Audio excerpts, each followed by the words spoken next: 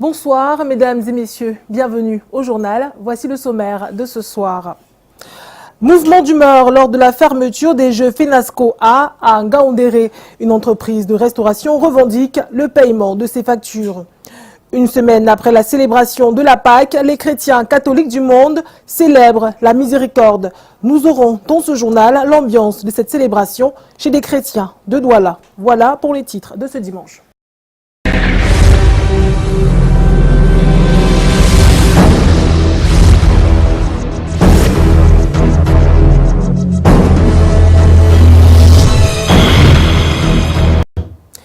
Les couacs se succèdent aux Jeux FENASCO A de Ngaoundéré. Le dernier a eu lieu cette fin d'après-midi. Une entreprise de restauration réclame le paiement de ses factures. Son personnel a observé à cet effet un mouvement d'humeur. La situation est restée tendue jusqu'au départ de notre correspondant Eringele. Reportage. Une pléthore de médailles distribuées et la région de l'extrême nord qui arrache pour la deuxième année consécutive le trophée général des Jeux avec 50 métaux précieux, soit 21 médailles en or, 12 en argent et 17 en bronze. C'est le côté glamour des finales nationales FENASCO Ligue A, parsemé en Ngaoundéré de nombreux couacs dont le dernier a eu lieu ici au terme de la cérémonie de clôture. Coopté pour renforcer l'entreprise ayant gagné le marché de la restauration de cette 20e édition, cette entreprise a vu son personnel sortir en fin de soirée de ses gonds.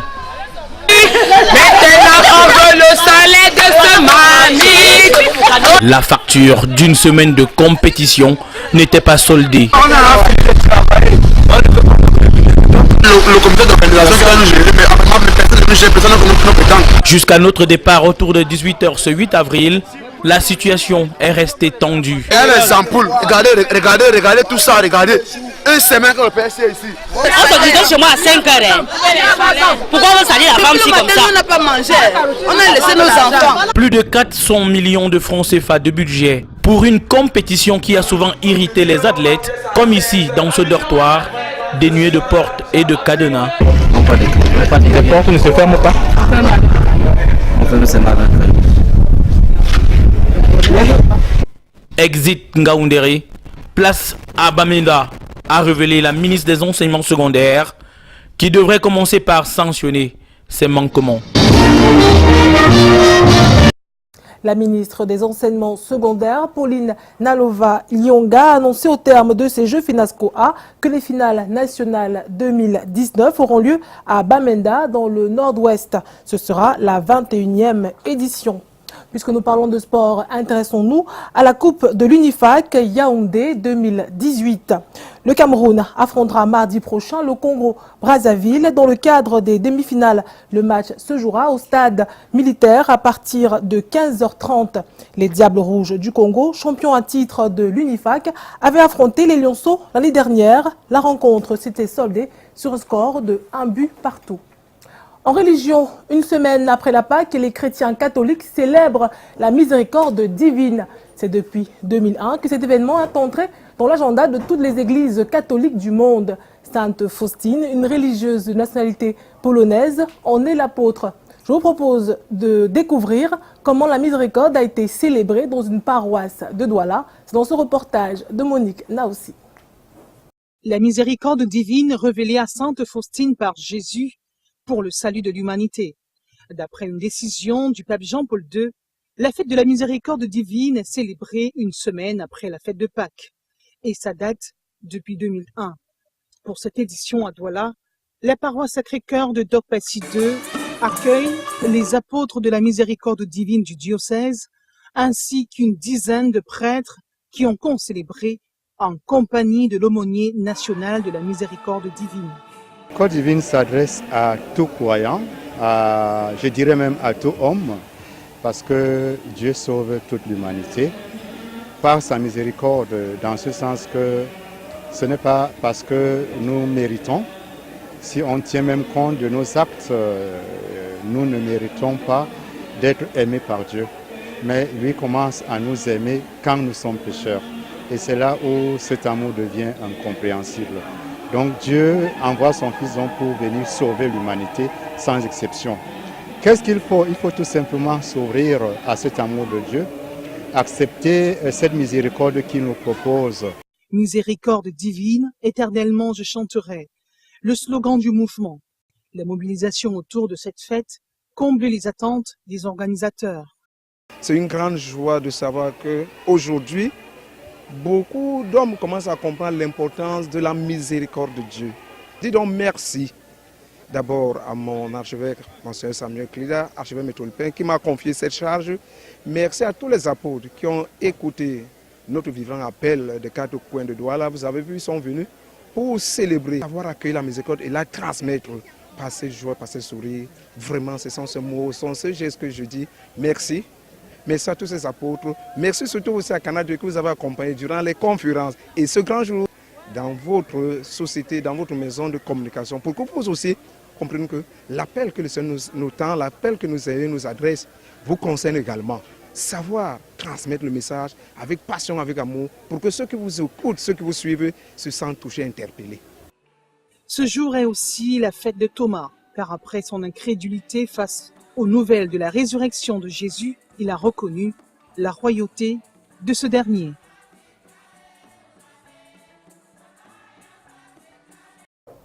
À Yambon 2, dans l'arrondissement de Douala 3, la population est confrontée à plusieurs problèmes. Ils ont été exposés ce dimanche devant l'autorité traditionnelle, le chef de 3e degré. Ceci dans le cadre d'une cérémonie. Le compte rendu de Julio Trésor Tanon. Yambon 2, un quartier de Ngodi Bakoko dans l'arrondissement de Douala 3e.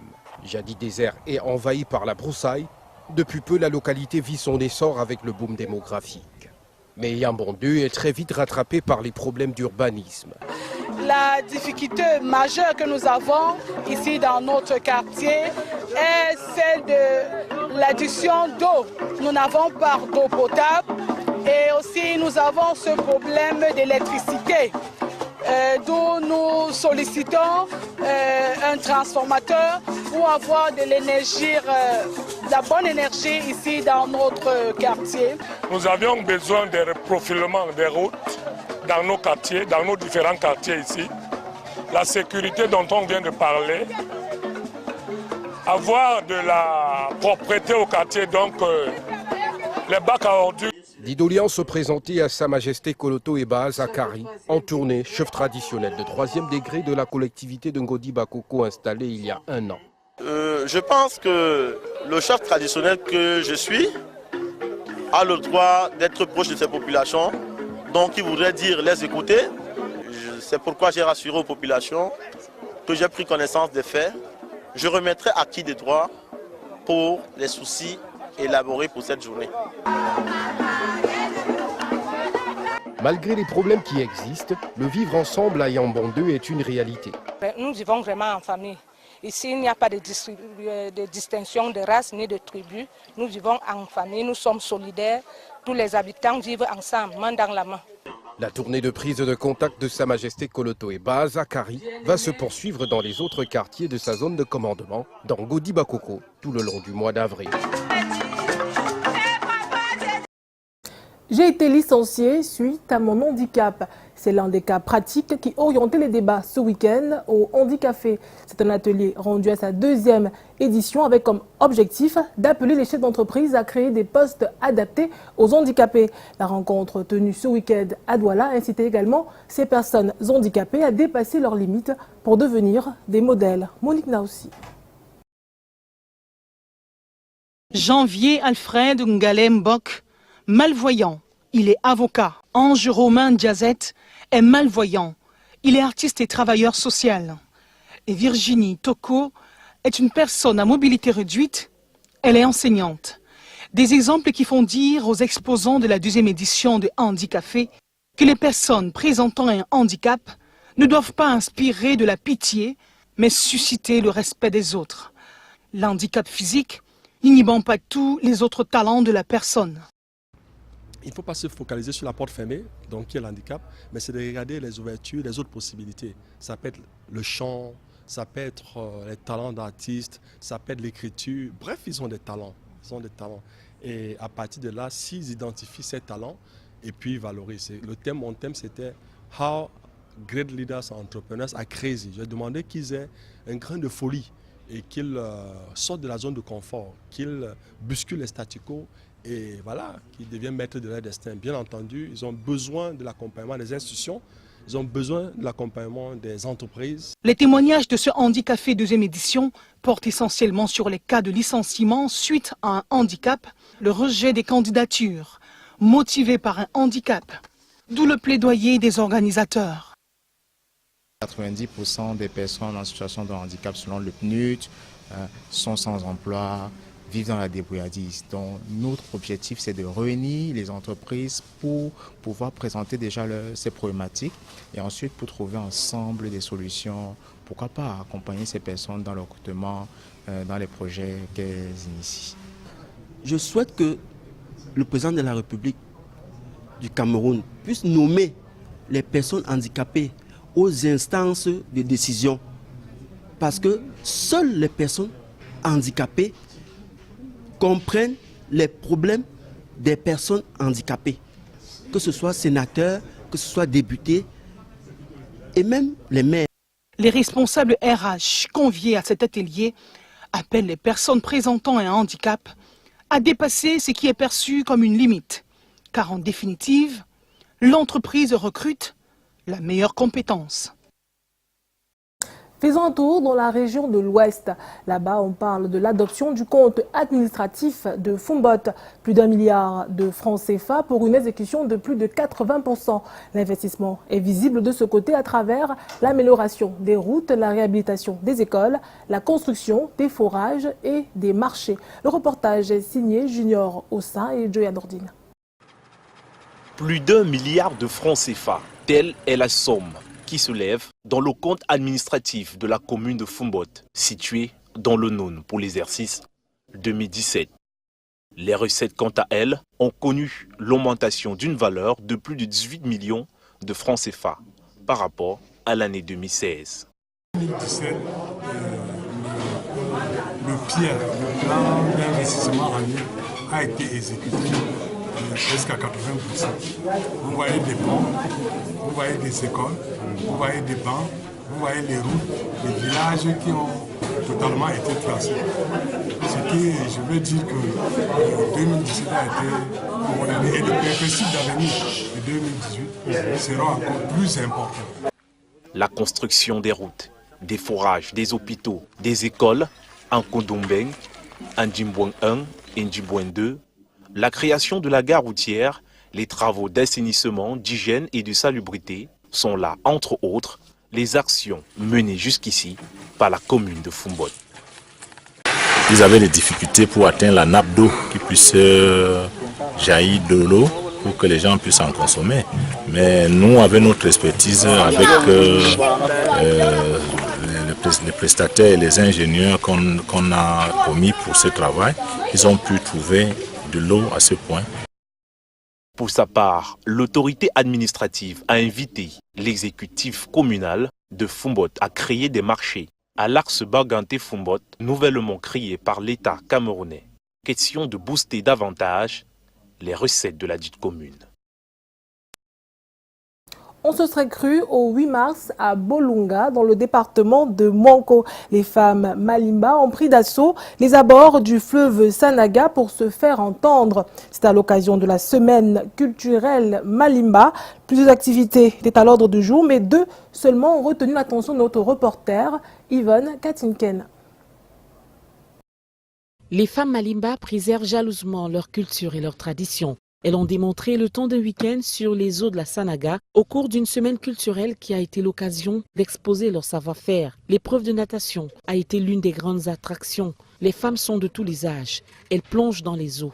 Mais au final, c'est une femme de plus de 60 ans qui remporte la partie. Cécile Pélagine Dongo nous donne son secret. J'ai plongé de loin et j'ai poussé la pyro pour que j'ai pris l'élan. J'ai l'habitude de le faire parce que c'est mon travail. On plonge les huîtres, on rame, on fait tout. Ici en jaune, les femmes de tous les cantons Malimba qui ont choisi de participer à la course de pirogue. Pas de repos, près de 20 minutes dans les eaux avec ces pagaies qui fendent les courants d'eau. L'exercice révèle le savoir-faire des femmes et leur technicité qui a plutôt émerveillé les hommes, réduit le temps d'une journée en spectateurs. Et ce, devant le chef supérieur Malimba, Marcelin Doumbé, qui a d'ailleurs récompensé toutes les participantes avec les ustensiles de cuisine. La culture Malimba démontre sa richesse. À Bulunga, ce petit village situé dans l'arrondissement de Mouanko, les sirènes des eaux de Malimba se lâchent pour la 9e édition et vivement la 10e. Allons à présent découvrir une danse libre, brute, mais structurée. C'est le krump, une danse hip-hop née aux États-Unis, mais qui gagne de l'espace. Le Festival international de danse organisé à Douala sert de cadre à des formations en danse. Les adeptes du krump se comptent parmi les participants. Juge Trésor Talon.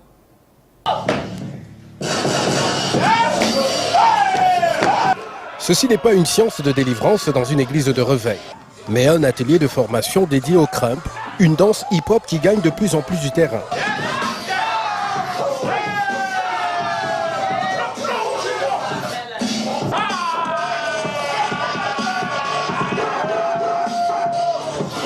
C'est l'Institut français de Douala qui abrite ce jeudi l'atelier de formation. Les fondamentaux sont tirés des sports de combat et autres mouvements corporels. Il y a le jab, il y a le arm swing, il y a le chest pop. Ça fait partie des fondamentaux dans le krump. Après, il y a le stomp. Il y a le stomp, il y a le double stomp. Stomp. Ça fait partie des fondamentaux dans le krump. Le krump est né aux États-Unis. En anglais, c'est l'acronyme Kingdom Radically Uplift Mighty Pride, qui se traduit par élévation du royaume par le puissant éloge.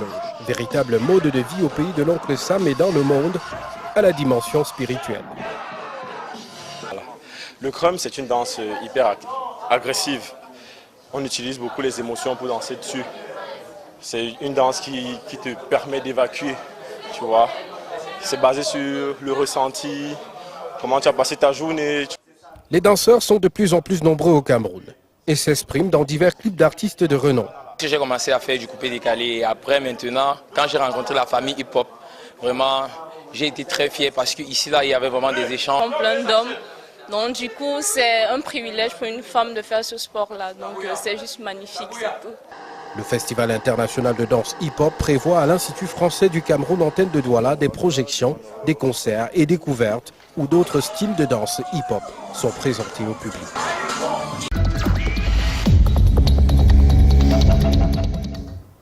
On termine ce journal avec ce reportage qui nous présente une mauvaise habitude des habitants de la ville de Douala, des hommes et des femmes qui arrosent la ville d'urine à longueur de journée. Faisons de la capitale économique du Cameroun un urinoir à ciel ouvert. Yvonne Katinken. Le spectacle est devenu de plus en plus fréquent lorsqu'on arpente les rues de Douala. Un Camerounais qui sort sa quéquette sans gêne aucune pour uriner, cela ne surprend plus. Les troncs d'arbres, les clôtures d'immeubles, les poteaux électriques, les murs des bâtiments, les bacs à ordures sont tous devenus des urinoirs. On se soulage là où le besoin se fait sentir, sans crainte. Apollinaire est un jeune bensikineur. Il conduit le long de la journée. Lorsque le besoin de se soulager lui arrive, que fait-il? Vous pouvez aller trouver un caniveau quelque part là où tu vas uriner, non? Parce qu'il n'y a pas de toilette. L'absence de toilettes publiques est pointée du doigt pour justifier ce spectacle. Pour Marcel également, la solution est très vite trouvée si le besoin d'uriner lui arrivait. Je me dirige dans un parc à ordures comme Douala est devenu poubelle par-ci par-là. Je me mets à l'aise. À l'observation, il y a quelques toilettes publiques dans la ville de Douala, mais ils sont mal connus ou très peu utilisés. Au quartier Bonandio, quartier administratif, voici des toilettes publiques dans l'enceinte du port de Douala. Nous restons là plus d'une heure, aucun usager n'y entre. 30 minutes plus tard, Yves Viningayep arrive. Même s'il utilise ces toilettes, il relève les risques et les difficultés. Les toilettes ne sont pas aérées et la hauteur du WC est très élevée. Ça fait qu'on n'a pas la bonne position pour se mettre à l'aise. Nous ouvrons la porte pour observer le constat de se déclarant en douane. Quand on est, c'est comme si nous étions assis au bar et non au WC. Là, ça devient très difficile parce que le WC est très haut, est très élevé, très haut. Quand vous dites c'est comme si vous êtes assis au bar, qu'est-ce que ça voudrait dire? C'est-à-dire que les pieds ne touchent pas normalement le sol. Vous n'êtes pas à la position accroupie. Ça veut dire que c'est pas confortable? Pas très confortable. Il y a donc quelques toilettes publiques à Bonadjo. Pourtant, les citoyens continuent d'uriner le long des rues. Tenez par exemple, ici, non loin de la direction des impôts, derrière cette barrière en tôle, une série de restaurants. On y mange, on y boit et 1 mètre plus loin, on sort se soulager. Tant pis pour les odeurs. Et pour traverser cet environnement, nous sommes obligés de boucher le nez pour ne pas souffrir le martyre de ces émanations qui empestent ce lieu. La réalité est certaine, on pisse partout, à tous les coins au Cameroun, là où l'envie arrive. On est coincé dans d'autres lieux. Arrivé au centre d'Aqua, la diarrhée aiguë, par exemple la dysenterie ou le gens qui te demandent là. Tu es coincé vraiment et puis bon, j'en vois. La ville de Douala est-elle devenue un urinoir à ciel ouvert? Professeur Louis-Roger Kemayou trouve une raison à ce comportement. C'est l'éducation que nous avons. C'est notre éducation. Nous n'avons pas pris l'habitude d'aller directement dans des endroits, dans des lieux indiqués pour nous soulager. Parce que d'abord, ces lieux n'existaient pas. Et depuis peu, on a vu un effort qui a été fait pour mettre à disposition des populations des toilettes publiques. Mais dans quel état elles sont, ces toilettes publiques? Ici, on peut lire interdit d'uriner. Mais pourtant, 1 mètre plus loin, un citoyen se soulage sans aucune gêne. Le spectacle est plus fréquent aux alentours des ventes emportées. Cet après-midi, nous choisissons une petite vente au quartier PK10. Après avoir consommé, nous demandons à aller aux toilettes. Il y a des toilettes, mais les clients n'en veulent pas, apprend-on ici. Les toilettes, le temps de lui montrer les toilettes, il voit les herbes, il a déjà pissé là. Soit il traverse, il me dit, oh madame, laisse-moi, je me mets à l'aise. Il a déjà pissé, je ne peux pas faire autrement. Avant, quelqu'un a fait caca là, mais j'ai brûlé parce que ce n'est pas normal. Il y a là aussi 2 tas de caca. Ils veulent boire, mais ils ne veulent pas respecter les codes. À l'observation, c'est une question de mentalité et ce comportement se transmet. Génération en génération, puisqu'il n'y a rien qui a été fait pour changer les habitudes. Donc les habitudes changent quand changent les mentalités. Or, pour que les mentalités changent, il y a un certain travail qui doit être fait. Ça ne peut pas changer spontanément. Ici, nous sommes au marché Congo. Comment les commerçants se soulagent-ils? Ici, présentement, il y a des toilettes publiques, c'est vrai. Certains vont à des toilettes publiques, ceux qui ont des possibilités, ceux qui n'en ont pas, bon, foncent à l'air libre. Ce film d'horreur qui pollue notre environnement a-t-il des conséquences? Professeur Mbaha est enseignant des universités au Cameroun et en France. Nous le retrouvons à son bureau, de retour de Toulouse. Les conséquences à long terme, oui, mais à quel niveau, il faudrait peut-être y réfléchir.